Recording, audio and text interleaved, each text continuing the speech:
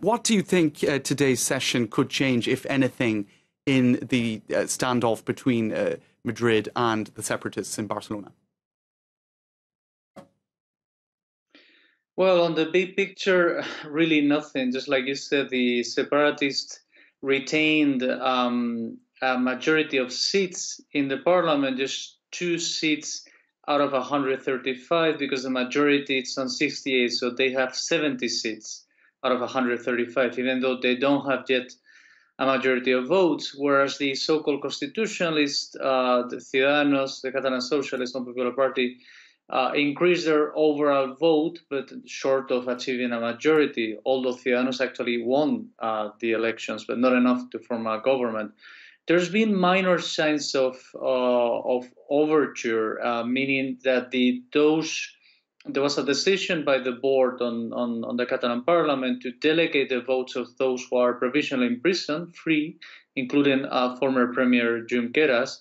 And that has not been challenged neither by the Spanish government and nor by the constitutionalist parties in parliament, although they have complained about it. So this is a minor sign, but in so far we are heading, I wouldn't say deadlock, but things will remain tense for a while. Yeah.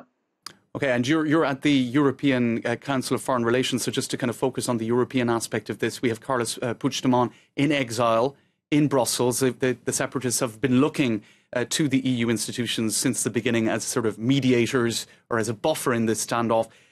Where do you see this going in terms of his exile in Brussels, his separatists seeking support from the EU institutions? Are we going to see the EU continuing to fully back Madrid in this standoff? Well, I mean, it's Puigdemont himself. He claims he's in exile, and so do his supporters. By no means all of the secessionists in Catalonia. Mm-hmm. He refused to call for early elections in spite of the march by, amongst other, the Basque premier, and then he declared the Catalan Republic and he flew to Brussels. Whereas some of the members of his government stayed in Catalonia, some of them are in provisional imprisonment. So I think this is important to clarify. But he has some pending causes by the justice system, including embezzlement of funds. So this is a judicial process.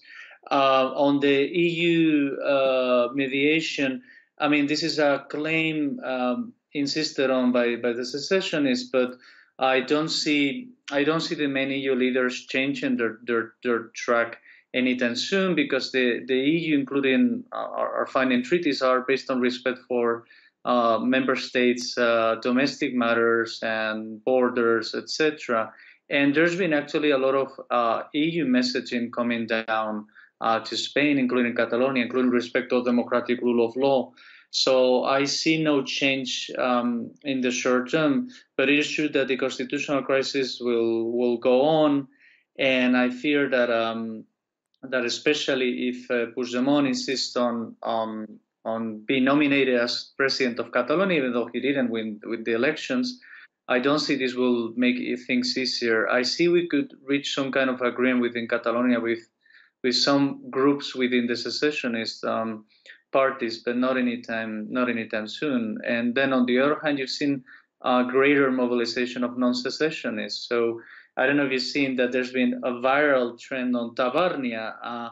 Tabarnia is a fictitious entity that will include all of non-nationalist Catalonia, that in case the secessionists will go forward, they will also declare independence from independent satirical, Catalonia. right? So it's almost satirical. Going a little bit. It's satirical, but not entirely so.